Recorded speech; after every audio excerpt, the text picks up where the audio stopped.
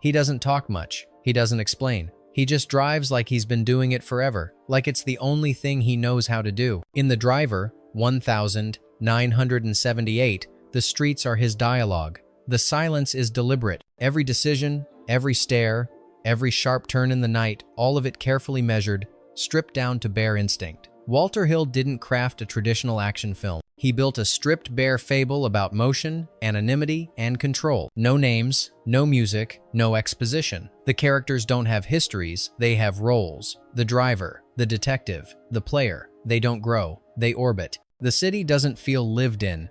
It feels like a stage soaked in neon and asphalt, waiting for one wrong move to crack the whole illusion. Hollywood didn't know what to make of it. Critics called it hollow. Studios tried to bury it. Audiences walked away, confused, but the film remained quiet, intact, and unbothered until it started influencing other, louder films decades later. Drive, Collateral, Heat. You've seen its fingerprints. You just didn't know where they came from. But underneath the surface of its sleek silence lies a chaotic production, near accidents, lost reels, and decisions no modern film would dare make today. These are 20 weird facts you didn't know about. The Driver, from real-life street racers behind the wheel to scenes filmed without permission, and a sound in the film that no one has ever been able to explain. Fact 1. The man behind the wheel had a felony past. What if the most precise driving in The Driver wasn't choreographed, but remembered? Billy Hickman wasn't just another stuntman. Long before he became Hollywood's go-to wheelman, he was tearing through the streets for real in cars that weren't registered to him, in races that never ended with trophies. His recruitment for the film wasn't based solely on his resume, it was based on reputation. Walter Hill wanted realism, not rehearsal. Hickman delivered exactly that. Some of the tightest drifts, blink and you miss it reversals, and alley escapes were improvised, not blocked out. He was tapping into muscle memory, not choreography. At least one chase sequence was flagged during post-production for resembling an actual unsolved pursuit from years earlier. Hill didn't care. He said the scene worked because it felt earned. When Hickman pulled off a particularly reckless maneuver between live traffic cones and parked cars, the crew didn't applaud. They held their breath. If your most authentic scene is built on someone's past crimes, does the truth make the film better or more dangerous? Fact 2. None of the characters are allowed to have names. Strip a person of their name, and what's left? In The Driver, every character is labeled like a file. The driver, the detective, the player. There's no past, no birthday, no relationships, only the role they serve. Walter Hill wrote it that way on purpose. He believed that names humanized characters, and The Driver wasn't about humans. It was about functions, machines orbiting a system. Actors reportedly struggled with this. Ryan O'Neal asked if the driver had trauma. Hill said, "That's not your job to know." The anonymity was the point. The viewer wasn't supposed to relate, just observe. The film doesn't try to draw empathy. It builds tension from detachment. The characters don't change because they weren't built to, and in doing so, Hill created a style of anti-character that would echo through cinema for decades. Does knowing a name connect us or only make us feel safe pretending we know who someone is? Fact 3. The studio tried to make this film vanish. The Driver wasn't just ignored by its studio, it was actively suppressed. 20th Century Fox didn't like what Walter Hill turned in. Executives expected a sleek crime movie with bankable stars and fast-paced action. Instead, they got a minimalist, dialogue-starved, neon-drenched abstraction. No music, no warmth, no explanation. They panicked. Hill refused to make edits. Test screenings bombed. The marketing budget was cut to the bone. Some execs reportedly tried to shelve it altogether quietly, move on and pretend it never happened. But the film wouldn't disappear. In Europe, it found a different life. French critics embraced it. Cinephiles in Paris called it a thriller carved in stone. The contrast was stark. Rejected at home, revered abroad. What Hollywood discarded, art house cinema adopted and never gave back. Was the film misunderstood? Or was it simply not made for the people who first saw it? Fact 4. They filmed a chase without asking permission. It's one of the first scenes you see a getaway through the grid of downtown Los Angeles, sliding between cars, narrowly missing light poles. It feels chaotic. It feels alive. Because it was. Parts of the opening chase were filmed without official permits. Walter Hill wanted the pulse of real streets, not a controlled movie set. So the crew shot early in the morning, with minimal safety barriers. They used unmarked vans to block intersections just long enough for the stunt car to blaze through. Local police were not informed. Bystanders weren't actors. One car reportedly braked so hard during a take, the tires smoked unintentionally captured in the background. It wasn't just guerrilla filmmaking. It was cinematic trespassing. The crew called it shooting in the wild. One assistant director said, "We were more afraid of the cops than the stunts." And perhaps that's what gives the scene its raw power. The adrenaline wasn't simulated, it was survival. If the danger you film is real, are you capturing truth or playing with fire just to burn brighter on screen? Fact 5. Ryan O'Neal was never meant to be the driver. In the final cut, Ryan O'Neal feels like an extension of the car, silent, still, steady. But he was a backup plan. Walter Hill initially pursued Steve McQueen. The icon of Bullet was the obvious choice, but McQueen had sworn off car chases, fearing typecasting. Next up was Charles Bronson, whose presence could have made the driver feel more like a slow-burning threat. But Bronson wanted dialogue, and Hill didn't budge. Enter O'Neal, fresh off romantic dramas, better known for soft-spoken charm than cold-blooded stillness. His casting confused everyone, but that discomfort became part of the character. He wasn't threatening, he was unreadable. O'Neal later admitted that the role unnerved him. "I kept waiting for something to come out of him and nothing ever did." And that's exactly what Hill wanted, a man who was present but never truly there. Can casting against type reveal something more truthful, or just make the emptiness louder? Fact 6. France saved this film from oblivion. While American critics called the driver emotionless and empty, French film circles treated it like scripture. Cahiers du Cinéma praised it for its restraint, calling it a film that understands how to vanish. In Paris, it was programmed as a spiritual cousin to Le Samouraï, another film about a man with no past and no future. The comparison wasn't accidental. Walter Hill had studied Melville. He admired his use of silence, isolation, and ritual. French theorists proposed readings that went beyond noir. Some saw the driver as an abstract force, fate, death, inevitability. Others suggested the film was a dream from the perspective of the cop, endlessly chasing something that doesn't exist. Meanwhile, back in the US, the VHS release collected dust in bargain bins. Hill never said which interpretation, if any, was correct. He simply said, "The film wasn't misunderstood, it was just seen by the wrong people first." Does meaning depend on intent or the audience willing to look deeper than surface? Fact 7. The studio hired a composer, then scrapped everything. Midway through post-production, studio execs panicked. The driver felt too alien, too quiet, too slow. "It needs a pulse," someone said. So they hired a composer. A full score was written, moody synths, pounding drums, tension swells. But when Walter Hill heard the early tracks, he shut it down. To him, music was noise, and the driver was about silence as pressure. He believed soundtracks told viewers how to feel. He wanted them to feel nothing until they couldn't ignore it. They tested both versions. The one with music dulled the edge. The one without made people squirm. Hill's cut won. The composer's name was removed. The tapes shelved. The silence remained. And in that silence, the film found its identity: cold, unspoken, surgical. Does music amplify emotion? Or in some stories, does it betray what should remain untouched? Fact 1. The cops followed real-life protocols, some now illegal. Unlike most crime films, where police are either heroic or incompetent, the driver took a different route: procedural precision with ethical ambiguity. Walter Hill consulted with real detectives when writing the detective scenes. He incorporated tactics like box psychology, where suspects are cornered with no clear escape, and false choice scenarios, where they're manipulated into confession. These methods weren't fiction. They were current practice in the 1970 seconds, but some would later be deemed unconstitutional. The infamous lineup scene, in which suspects are framed for comparison instead of evidence, drew criticism, but Hill defended it. This wasn't exaggeration, it was routine. That's what made it unsettling. The law was working exactly as designed and still felt wrong. When truth is more disturbing than fiction, does a film become more honest or more dangerous? Fact 9. The female lead turned it down for being invisible. Before Roni Blakely took the role of the player, Walter Hill approached someone else, Isabelle Adjani. Fresh off acclaim in Europe, Adjani had the enigmatic presence Hill wanted: quiet, unreadable, intense. But after reading the script, she refused. Her reason was blunt. "The woman is not a character, she's a reflection." She wasn't wrong. The player barely speaks. She doesn't reveal motive. She drifts through the story like smoke. That's how Hill designed her, not as a companion to the driver, but as another version of him. Silent, detached, anonymous. Blackley embraced that.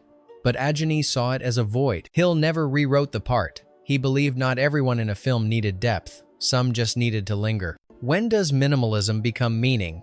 And when is it just absence wearing good lighting? Fact 10. This film was used to train real cops in secret. It sounds like urban legend, but it's true. The driver was shown in several US police academies as an instructional video. The chase sequences, particularly the ones through narrow city grids, were dissected for spatial awareness and timing. Instructors pointed out how the driver didn't rely on speed alone, but anticipation, reading corners, judging weight transfer, controlling chaos. The training sessions weren't official, they happened off hours, but word spread and eventually higher-ups shut them down. Teaching strategy using a criminal character didn't look good on paper. One officer reportedly said, "He's a ghost, but his decisions?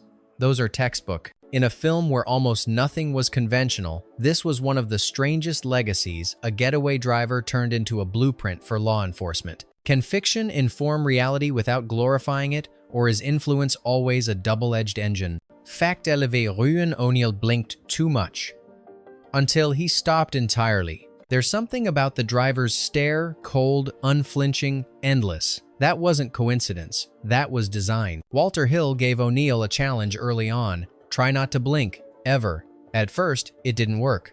Muscle memory kicked in. Eyes dried. Takes were ruined. So Hill pushed harder. He asked lighting teams to adjust for discomfort. He gave O'Neill less dialogue, more silence, and longer takes. Over time, O'Neill adapted. By week 4, he wasn't blinking anymore, not even between shots. Cinematographers described it as eerie. The footage looked unnatural, not robotic, just unhuman. And that's what Hill wanted. A man so focused he barely needed to breathe. A character that stared through everyone, including the audience. Is it possible to say more with a still gaze than with pages of dialogue, or does stillness only work when you're already empty? Fact 12. There's no character development on purpose. Most films follow arcs. Characters evolve. They learn, break, heal. Not here. From the opening frame to the last, the driver remains the same. So does the detective. The player floats through scenes untouched. No regrets, no reflections, just repetition. Walter Hill viewed it as a controlled system. These people weren't meant to transform, they were meant to repeat their function until the story ended, like gears in a machine, not characters in a drama. Some called it lazy, others saw it as radical, but the result is haunting. You wait for emotion that never comes, for change that never happens. The absence becomes oppressive, a silence louder than words. And in that void, the film becomes a kind of mirror, still, cold, familiar. If no one grows, does that make the story meaningless or just more honest about how people really are? Fact Tretton, there's one moment of humor, and it's almost unbearable. In a film soaked in silence, one line dares to break the stillness. During a tense exchange in the police precinct, a frustrated officer mutters, "Maybe we should get a psychic." No reaction, no chuckle, just dead air and shifting eyes. It's the only moment in the film that even brushes against humor, and it lands like a malfunction, not because it's funny, but because it highlights how humor has no place here. The line wasn't in the original script. It was an on-set improv that Hill decided to keep, not to lighten the tone, but to break it just for a beat. It's like a single breath in a room where no one's allowed to breathe. The silence afterward makes it worse, more exposed, more unsettling. Some viewers missed it, others fixated on it. Was it a joke? A crack in the facade? Or a reminder that these people wish they were in a different movie? Can one misplaced smile in a joyless world reveal more than all the seriousness around it? Fact 14. The most dangerous stunt was done without rehearsal. A car slides through a narrow alley, skimming past dumpsters, inches from disaster. It's over in seconds, but it took nerves of steel to capture it. That stunt wasn't tested. It wasn't even fully planned. The crew found the alley the day before. Billy Hickman said he could make the gap at speed. Hill trusted him. They blocked off traffic illegally, set up a single camera, and rolled. The shot you see is the only take. The car's rear fender grazes metal. That wasn't intentional, that was the edge of control. No one clapped, they exhaled. Hill later said, "It wasn't about danger, it was about precision under pressure." But when that kind of precision relies on real-world risk, how far is too far? When a scene could have gone fatally wrong, is it filmmaking or a gamble disguised as discipline? Fact Fempton, the film claims to be music-free, but heat is one unexplained sound. There's no score in The Driver. That's part of its identity, raw, stripped down, ambient. But in one scene, something strange happened. During the garage sequence just before a perfectly timed drift, a low, barely audible hum pulses under the sound mix. It doesn't match the car's engine. It's not part of the environment. It wasn't in the production notes. Later, a member of the sound team admitted it was deliberate, an artificial tone embedded to build subconscious tension. It wasn't music. It was a sensation designed to make you feel uncomfortable without realizing why. Some say it's like the brown note myth. Others think it's an error no one wanted to fix. Hill never acknowledged it. He just let it sit, buried beneath tire screeches and silence. Can a sound you don't consciously hear still control the way you feel? And if so, who's really directing the experience? Fact 16. The driver's car was a last-minute accident. You'd expect the car in a film like The Driver to be chosen with obsessive care, but it wasn't. The original plan was to use a Dodge Charger, fast, heavy, iconic. But 2 days before filming, the Charger broke down. The backup? A rented 1974 Chevrolet Impala, dull beige, forgettable, nothing about it screamed cinematic. Hill took one look at it and said, "It's perfect." Why? Because it didn't stand out. It could park anywhere, disappear into traffic, slip between chase scenes like it was never there. The Impala wasn't a vehicle, it was camouflage. That anonymity became part of the film's DNA. The car didn't announce danger, it whispered it. And in doing so, it became a symbol of the driver himself, unseen, unnoticed, unforgettable once in motion. What was meant as a compromise turned into the film's most poetic metaphor. Can something designed to be invisible become iconic precisely because no one expected to remember it? Fact 17. This film was quoted in a real-life crime trial. Art imitating life is one thing. Life imitating a crime film is something else entirely. In 1983, a man charged in connection with a series of armed robberies referenced The Driver in court. He claimed the film taught him how to stay calm behind the wheel, how to switch vehicles, and most disturbingly, how to fade into the background. Prosecutors produced a VHS copy of the film covered in handwritten notes, timing breakdowns, and street maps. They called it a blueprint. The defense called it research. While the judge didn't accept the film as a defense, the media caught hold of the story just long enough to spark controversy over Hollywood's influence on behavior. Hill, when asked,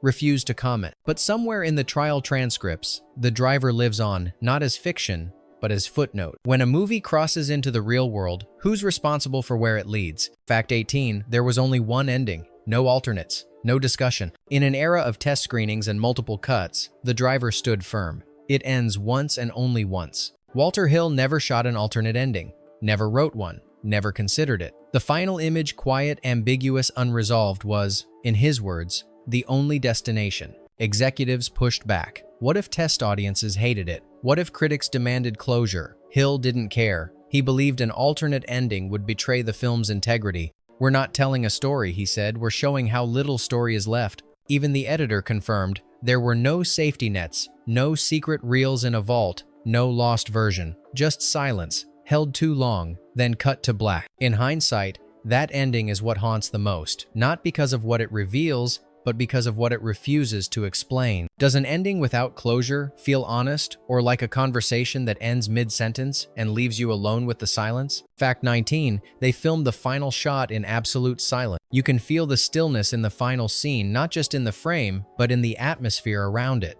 That's because it wasn't staged silence, it was real. Walter Hill wanted something that felt disconnected from sound itself. For the last scene, he instructed the entire crew to shut down all verbal cues. No talking, no set noise, no clapperboard. Lighting was preset. The camera team communicated through gestures. Even the actors weren't given rehearsal instructions. They were simply told to stand where it ends. What came out of that approach wasn't just a performance, it was absence, caught on film. The moment doesn't close the story, it freezes it. One assistant on set later said, "It felt like being in a room with something that had just died, and we didn't know what it was." That tension lingers long after the credits roll. Is silence at the end of a story peaceful, or is it just a space we fill with everything left unsaid? Fact 20, The Driver was never meant to be understood, not even by the actor. Ryan O'Neal never truly grasped the character he was playing because Walter Hill wouldn't let him. From the start, O'Neal requested guidance. Who is the driver? What's his past? Hill offered nothing. "He's not a person," Hill said. "He's a shape in motion." This wasn't artistic cruelty, it was strategy. Hill believed that giving the driver motivation would betray the film's premise that meaning is an illusion, and silence is identity. As filming continued, O'Neill gave up asking. He began arriving on set already withdrawn, speaking less. Crew members described him as already gone before the camera rolled. He later confessed that the role disturbed him. "I wasn't playing him, I was disappearing into him, and there was nothing there." That vacancy, that unknowability, is what makes the character unforgettable. Can a performance be powerful, even if the actor never fully entered the role at all? Bonus fact, this film almost died in a storage room. It wasn't critics, box office numbers, or studio politics that nearly killed the driver. It was a spreadsheet. In the late 1980 seconds, 20th Century Fox began clearing warehouse space, disposing of unused negatives, dailies, and prints labeled as obsolete. Somewhere in that bureaucratic purge, a crate containing the driver's original camera negatives was misfiled under damaged reels. The destruction order was signed. The reels were scheduled to be incinerated. They were saved by accident. A new archive assistant reviewing mislabeled materials noticed slates marked with Hill and production codes tied to the film. He flagged it. The reels were pulled minutes before disposal. No announcement was made, no restoration press release, just silence fitting for a film built on absence. If that assistant had looked the other way, the driver would have joined a long list of vanished cinema, not censored, not destroyed by scandal, just quietly erased by human error. And no one would have known. How many other stories have already disappeared, not because no one cared, but because no one was paying attention? He didn't speak, he didn't blink, he never explained. And somehow, the driver said more by saying nothing at all. The film wasn't lost, but it was close. Hidden behind silence, buried under indifference, and nearly discarded by mistake. But now that you've seen what was beneath the surface, do you think this film was misunderstood, or was it always meant for those who never needed an explanation to begin with? Tell us which fact changed the way you see the driver, and what forgotten film we should dissect next.